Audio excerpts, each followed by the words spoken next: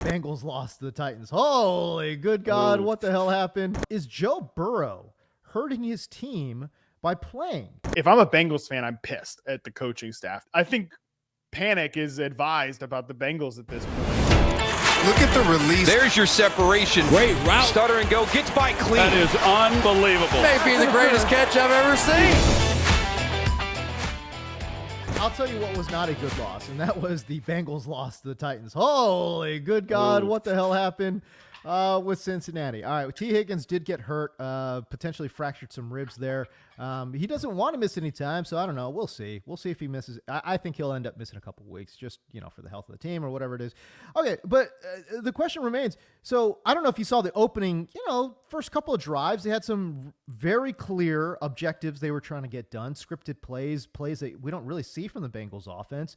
And a lot of it was to protect Joe Burrow, in my mind, so that he didn't have to sit back there and just eat it, right? So a lot of scripted plays early on, a lot of short stuff, bubble screens, those kind of things, getting their ball out to their playmakers. I guess my question to you, Matt, just from an overall standpoint, because, again, the Bengals looked absolutely atrocious, is Joe Burrow hurting his team by playing? Because we know the calf injury is a major concern, and it seems clear to me right now that the Bengals cannot play their base offense with Joe Burrow in the condition he is at right now. I mean, I think the answer to this question is yes.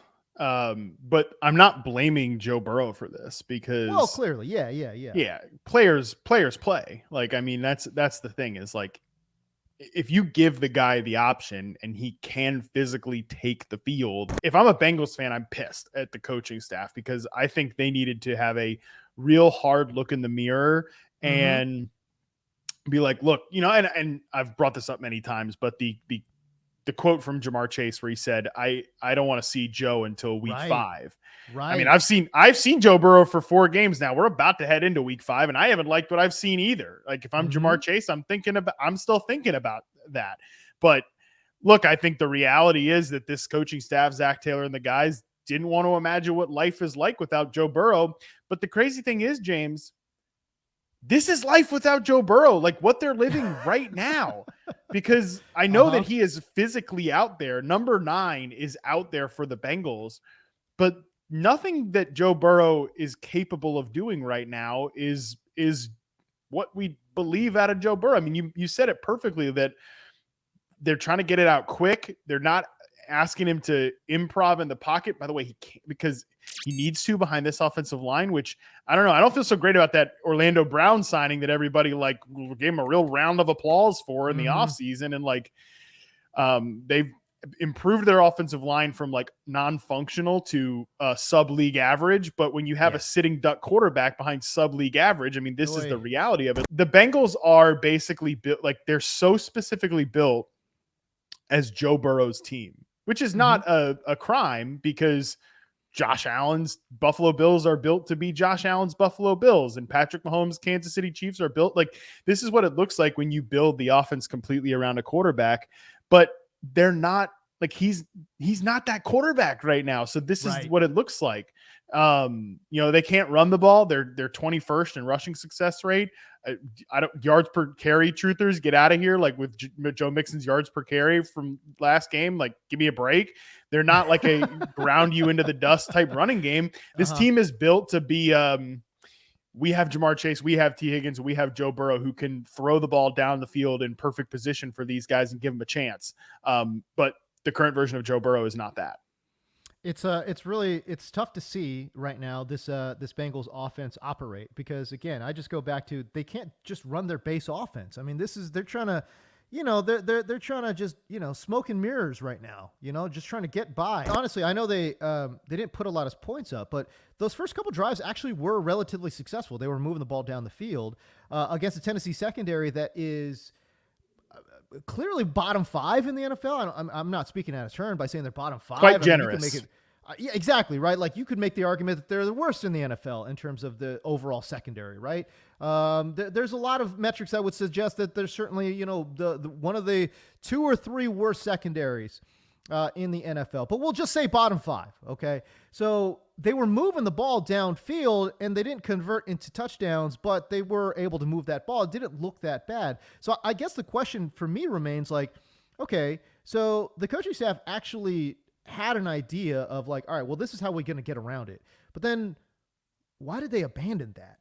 Right? Like, and I get it. You get down a little bit, you get down some points, and then you're like, everyone's got a game plan until they get punched in the face. And that's what happened with the Bengals. They got punched in the face. They go back to doing what they normally do, which is they want to chuck it down the field, but they can't. They've got a rookie backup quarterback. I'm sure that has played into it. I do believe as well that maybe they made a little bit of a mistake. Remember they had Will Grier back there as a practice squad quarterback. He's a little bit more of a steady hand there, Matt. I wonder too, because the Patriots signed away Will Grier from their practice squad. I wonder if that was a little bit of a roster management mistake too, letting Will Grier be able to get signed off that practice squad. You know what I'm saying? Yeah, Jake Browning's on the roster too. He's like a former undrafted free agent in 2019, right? They had Trevor Siemian in the offseason and they cut him. And now he's on the Jets roster. And again, I think that this team looked at it as like, we don't want to imagine what life is like without Joe Burrow. So we're just gonna hope that giving him time in training camp, he's gonna be ready for week 1, and he probably is telling them that he's ready for week 1. So just you believe it, but that's not Joe Burrow back there, right? Like, it looks like Joe Burrow, it talks like Joe Burrow, it wears number 9 just like Joe Burrow, but that is not Joe Burrow. This is a good offensive coaching staff on balance, and I think they've done a good job designing an offense. And I think they probably look at it as like, yeah, look at our scripted plays. Like, we can script around this current version of Joe Burrow, and they probably can.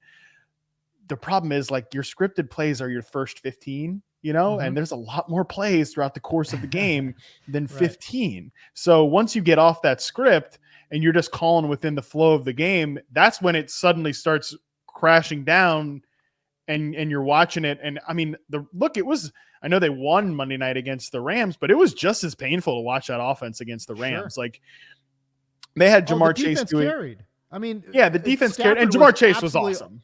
Yeah, Jamar Chase was awesome. But, I mean, Stafford was under fire the entire time. He was taking huge hits. The defense absolutely carried that team in that win against the Rams, for sure. This defense actually on balance has been a little hit or miss so far this year. So, I don't know. Bengals are just in trouble, man. And I think they're going to look back midway through the season and be like, yeah, I wish we had let Joe Burrow sit, because it's not as if the bye is this week. The bye is 2 weeks from now. And is the bye really going to be enough to suddenly get Joe Burrow back to, I keep thinking about the quote from Sean McVay when it came to Cooper Kupp, when he was like, we don't want return to play. We want return to performance. Obviously they've gotten return to play sort of from Joe Burrow, but when are they going to get return to performance? Is it going to just be after the bye week? By the way, after the bye week, they play the freaking 49ers, like not exactly a soft landing spot to suddenly turn around and just like, all right, let's run out our offense that we fixed. Yeah. No, I don't know, man. I think panic is advised about the Bengals at this point, and they could be looking at like a lost season here, especially because this division is not a joke.